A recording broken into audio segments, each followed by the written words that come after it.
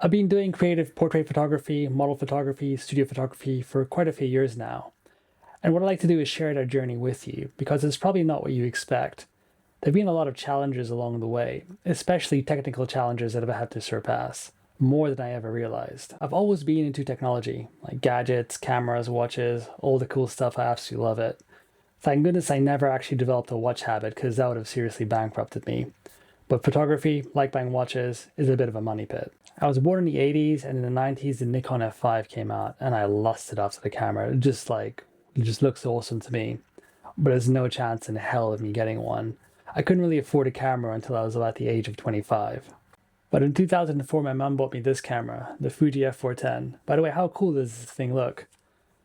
They really don't make tech like this anymore. You used to switch it on like this, and then the lens would pop out. I'm working on getting this thing powered up. I need to buy the right cables to charge up the battery. But yeah, the 80s and 90s, those were the years of cool tech. Not better tech, but cooler tech for sure.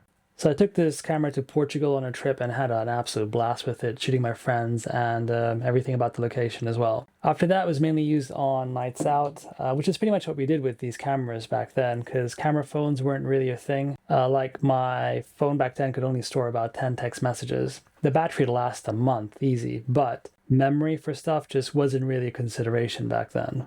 By 2005, I still didn't have that much cash, but I decided to go and get myself a Canon 400D for an upcoming trip to Bruges. I got it on a 12-month interest-free payment, which was pretty cool, but I didn't really like the 400D that much, so I swapped it for a Nikon D80, which was a much better fit because the camera just felt glued to my hand. The camera was with me all the time, even at work, and then on weekends I'd give myself little exercises too, whether it be like new experiments I want to try out, shooting my friends, or doing urban photography. I talked to people on Facebook to learn as much as I could about photography, especially on camera settings and photo editing. I also knew back then that I was going to be doing this for the rest of my life. It was like my first real creative love. But here's the thing, I never really invested in learning. The thought of doing a course never really crossed my mind. Fast forward to 2017 and work introduced a new incentive, £200 towards any hobby that I wanted to do. And I thought, wait, I can finally see what studio photography is all about. I immediately booked a studio photography course, and when I did it and I saw what was possible in terms of controlling light, everything changed. These are some of the images from that shoot. I was activated. I was ready for my next step in photography, and I never ever dreamed I could create images like this.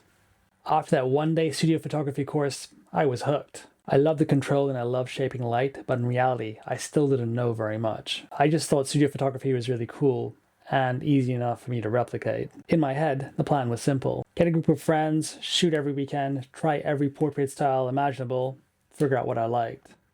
That was the feature I imagined. Easy sailing and epic images. Reality hit hard. I had a couple of shoots that almost went off the rails a few times, but somehow I managed to save them. Studio photography is a chaotic minefield of different things. How light actually bounces around the studio, how flashes don't communicate with each other, and how admin staff don't know how their equipment works. Let me give you a real-life example. My first studio shoot after the course involved shooting breakdancers, quite a few of them. We'd been shooting in London all day long, probably 10 of them, and we decided to finish in the studio.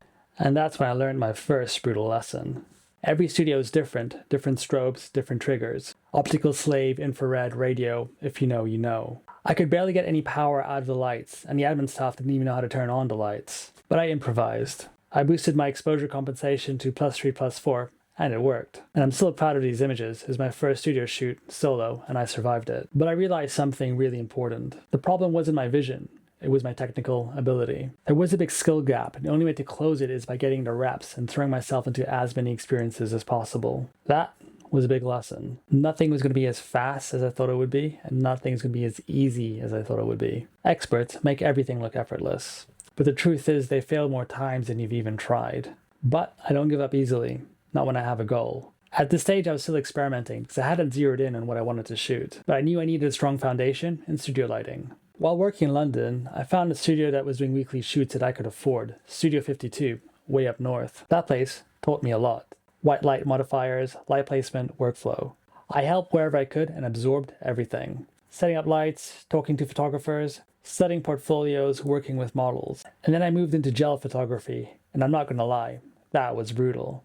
I did courses. When I tried it on my own with the model one-to-one in the studio or at my house, it just fell apart, like my shots were terrible. I couldn't understand why on the course everything worked quite well, but when I tried it on my own, everything just fell apart quite badly. A while later, I teamed up with a guy called Dom. Shout out Dom if you're listening. And together, we started finally nailing concepts and lighting setups, even in some very questionable London studios. We didn't have budgets for great spaces, but we made it work. But still, I really wanted to lock down gels even further. That's when I found a studio, all the way down in Plymouth. For the first time, I met a studio owner who's also an exceptional photographer. Someone who had been around the block.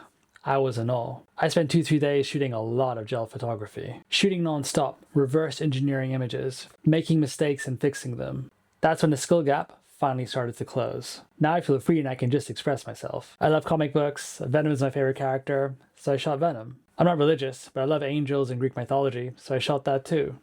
I grew up watching way too many 80s action movies. Ninjas, assassins, so I shot that too. It's been a long and messy but incredibly rewarding journey to get to the stage, and I'm excited to share it with you. If you have any questions, comments, or thoughts, let me know down below. Catch you guys in the next one.